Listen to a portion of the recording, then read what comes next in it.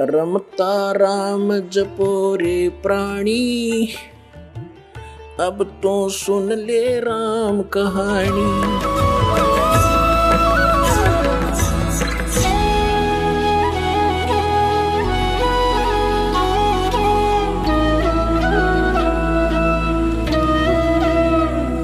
तो जो प्रसंग चल रहा है पुण्यात्माओं,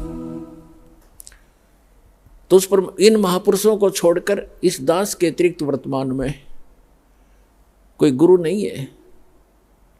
इसको चाहे अभिमान मान लेना और चाहे सच्चा ज्ञान समझ लेना। जो आज इसको अभिमान समझेगा 10 दिन के बाद उसी को पछताना पड़ेगा कि सारी सत्य कह रहे थे।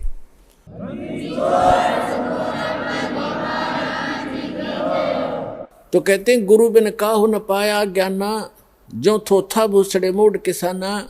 और गुरु बिन वेद पढ़े जो प्राणी, और समझे न सार रहे अज्ञानी। इन्होंने वेद पढ़े, ब्रह्म को ही कंप्लीट गॉड मान लिया, ओम नाम के जाप को फाइनल मंत्र मान लिया, और पूर्ण ब्रह्म भी वही मान लिया। ओम नाम लेकर उसी को रटन लग गए।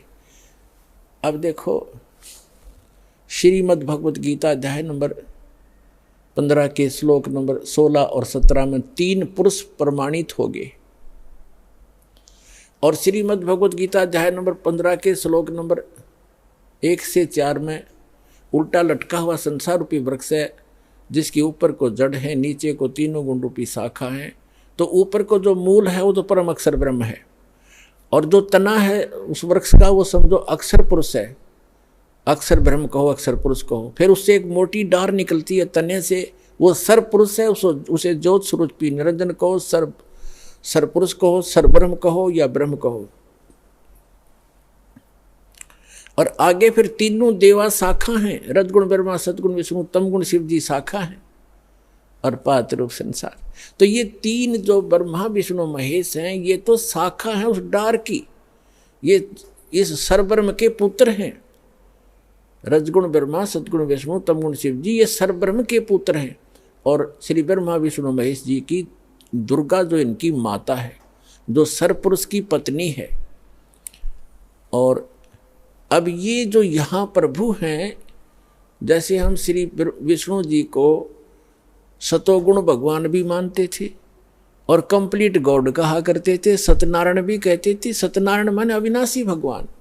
श्रीमद् देवी भागवत में यानी देवी पुराण के 3रे स्कंद में गीता प्रेस गोरखपुर से प्रकाशित 3रा स्कंद सचित्र मोटा टाइप के 123 पृष्ठ पर लिखा है। तीनों स्वयं स्वीकार करते हैं। विष्णु जी कह रहे हैं कि तुम शुद्ध स्वरूपा हो। अपनी माता विष्णु जी अपनी माता दुर्गा की स्तुति कर रहा है, करते हुए कह रहे हैं कि तुम शुद्ध स्वरूपा हो, ये सारा संसार तुम्हीं से उद्भासित हो रहा है। मैं यानी विष्णु, ब्रह्मा जी और शंकर, ये आपकी कृपा से ही हम उपस्थित हैं, विद्यमान हैं। और हमारा तो आविर्भाव माने जन्म और तिरोभाव में मृत्यु होता है। हमारा तो जन्म और मृत्यु होता है, हम अविनाशी नहीं है। तो ये परमात्मा की कृपा से पुण्यात्माओं, ये स्पिरिचुअल नॉलेज जो है अब निखर रहा है। अब ये निर्णायक मोड पर आ चुका है। तो ये 3 जो भगवान हैं, 3 प्रभु हैं। स्वामी कहो, भगवान कहो, इनको प्रभु कहो। जो जितना जिस क्षेत्र का स्वामी है उतना ही होता है। जैसे एक तहसीलदार भी स्वामी है, प्रभु है अपने क्षेत्र का, अपने जितना उसका कार्यकलाप है, उस अपने जॉब का जितना उसका क्षेत्र है वहाँ का इतना साहब वो है। और फिर जो SDM भी अपने सत्र का जो उसका कार्य क्षेत्र है, उस सत्र का उतना ही साहब है, उतना ही स्वामी है। और डिप्टी कमिश्नर DC जिसको कहते हैं, अन्य राज्यों में उसको कलेक्टर कहते हैं, डिप्टी कलेक्टर कहते हैं। तो जो डिप्टी कलेक्टर है वहाँ का वही समझो, वो भी साहब है। और कलेक्टर यानी कमिश्नर वो भी साहब है। वो उसका जितना क्षेत्र है एक डिस्ट्रिक्ट के अंदर, वो डिस्ट्रिक्ट के अंदर ही वो एक साहब है। फिर एक मंत्री साहब है, कमिश्नर साहब है, फिर एक मंत्री साहब है। वो अपने विभाग का ही मालिक है, भले ही पूरे राज्य में है लेकिन उसका एक विभाग है, उतना ही मालिक है वो। अन्य विभाग में इंटरफेरेंस नहीं कर सकता। ना उसकी कोई चलेगी ना साइन चलेंगे उनके कागजातों पर। तो इसी प्रकार फिर मुख्यमंत्री है, वो केवल एक स्टेट प्रांत का ही मालिक है, स्वामी है, साहब है। और फिर एक प्रधानमंत्री है, वो एक टुकड़े का, एक क्षेत्र का, यानी उस जिसकी ये डिवीजन बताई है उन सब का एक साहब है प्रधानमंत्री। तो पूरे राष्ट्र का एक कुल मालिक है वो राष्ट्रपति और प्रधानमंत्री। राष्ट्रपति तो कुल मालिक है, प्रधानमंत्री भी एक ही होता है, वो भी उस राष्ट्रपति का ही प्रतिनिधि होता है। और आगे प्रधानमंत्री के ये सभी मुख्यमंत्री या अन्य जितने भी मशीनरी है सरकारी, ये सब उसके अधीन होती है, उसके होते हैं। ये अपने सतर में भी साहब हैं, अपने सतर में भी मालिक हैं, और ये कुल एक मालिक के भी हैं, उस सब के अधीन हैं, ऐसे समझना। तो कुल का जो मालिक है वो परम अक्षर ब्रह्म है, वो अल्लाह अकबर है, वो गॉड कबीर है, अल्लाह कबीर है, वो परम अक्षर ब्रह्म है। और वही काशी में आया था, 120 वर्ष रहे, सतलोक से चलकर आए थे, लहर तारा नामक एक सरोवर के अंदर विकसित कमल के फूल के ऊपर परमात्मा आकर शिशु रूप धारण करके विराजमान हुए थे। उनके प्रत्यक्ष दृष्टा एक अष्टानंद नाम के ऋषि हैं, उसी सरोवर पर उसी दिन प्रतिदिन की तरह वो वहाँ अपना अभ्यास कर रहे थे, भक्ति कर रहे थे। ऊपर से एक प्रकाश का गोला सा आया, अष्टानंद ऋषि ने देखा, उस देखते उसकी आंखें चरम दृष्टि सहन नहीं कर सकी और आंखें बंद हो गई। इतना तेज प्रकाश ऊपर से आ रहा था, स्पीड से, बिजली जैसी गति से। वेद भी बताते हैं कि आप विद्युत जैसी गति से गतिशील हो करके अपने मुख्य स्थान से हमारे यहाँ आते हो। आंखें उसकी बंद होगी, अष्टानंद जी की उस तेज प्रकाश को देखकर सहन नहीं कर सके। आंखें बंद हुई तो क्या देखा, जैसे हम सूर्य की तरफ देख लेते हैं गलती से, तो हम हमारी चरम दृष्टि उसको सहन नहीं करती, तुरंत बंद करते हैं या दूसरी साइड में नीचे करते हैं। तो हम क्या देखते हैं कि प्रकाश रहित आकार सूर्य का हमारे सामने होता है। इसी प्रकार जब अष्टानंद जी की आंखें बंद हुई तो उसने प्रकाश रहित जो रूप देखा वो एक बालक का था। जब उसने दोबारा आंखें खोली तो क्या देखा कि वही प्रकाश आकर के लहर तारा नामक सरोवर के ऊपर कमल के फूल पर, कमल का फूल नहीं देखा उसने, सरोवर के अंदर एक कोने में जाके सिमट गया। ब्रह्म मुहूर्त की बात है, सुबह सुबह ब्रह्म मुहूर्त होता है सूर्य उदय होने से लगभग 1.5 घंटा पूर्व। तो उसने जाकर के अपने अष्टानंद ऋषि जी ने अपने पूज्य गुरुवर स्वामी रामानंद जी काशी वाले से पूछा कि ऐसे ऐसे मैंने एक प्रकाश आता देखा, मेरी आंखें सहन नहीं कर सकी गुरुदेव, और जो ही मेरी आंखें बंद हुई तो मुझे एक बालक रूप दिखाई दिया, नवजात शिशु जैसा, और दोबारा आंखें खोली तो प्रकाश एक सरोवर में समा गया। अब जैसा स्वामी रामानंद जी को अध्यात्म ज्ञान था, उस आधार से उसको पता था कि जितने भी हमारे भगवान आते वो किन को भगवान मानते थे, इन अवतारों को, श्री राम, श्री कृष्ण, श्री परशुराम और आदि को।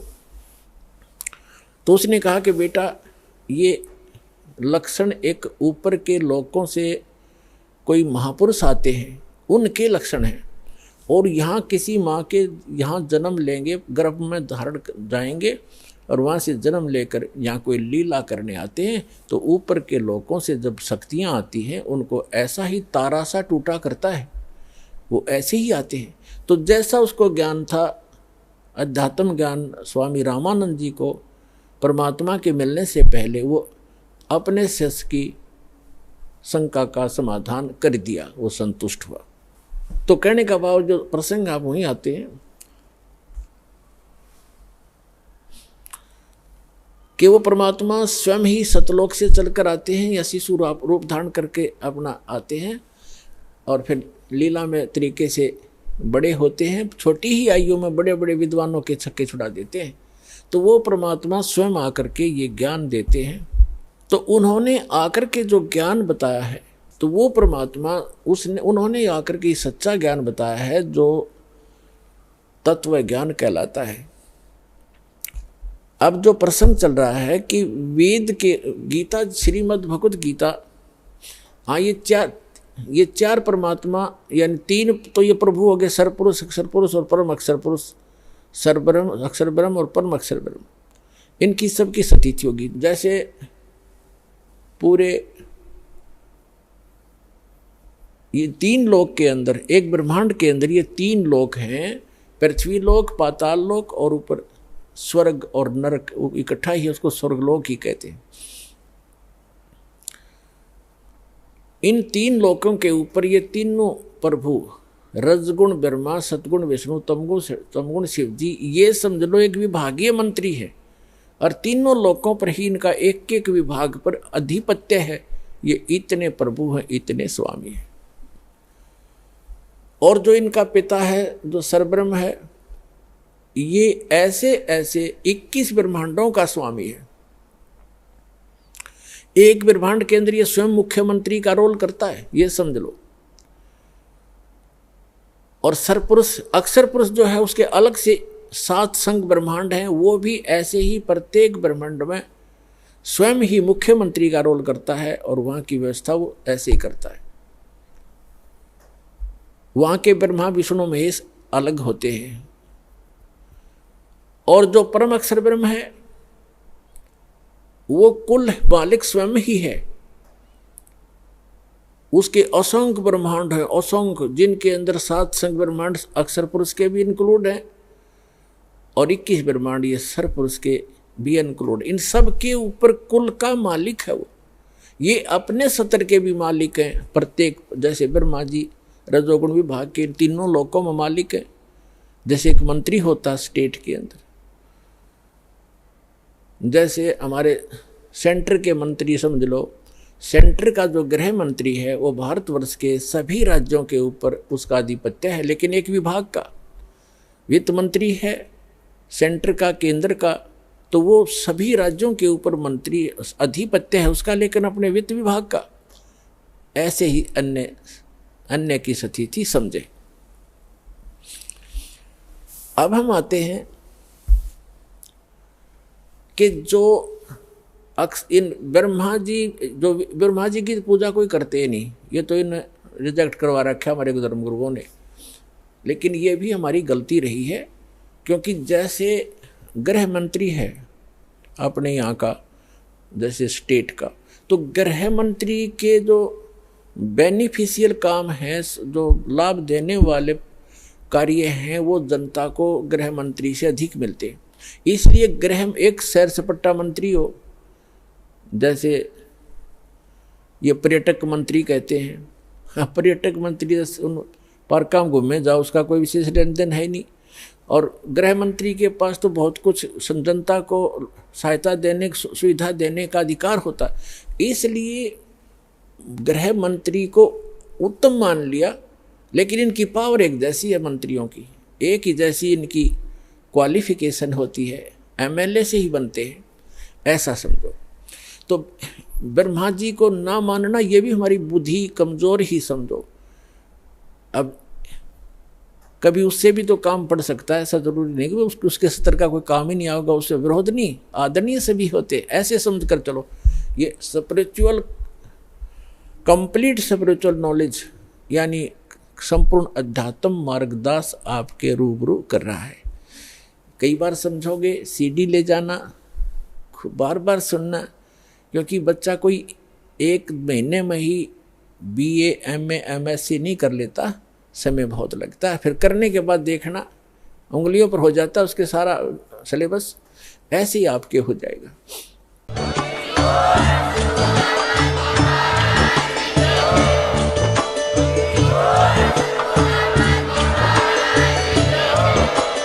आप सुन रहे थे जगत गुरु तत्वदर्शी संत रामपाल जी महाराज जी के मंगल प्रवचन। अधिक जानकारी के लिए विजिट कीजिए हमारी वेबसाइट www.jagatgururampalji.org।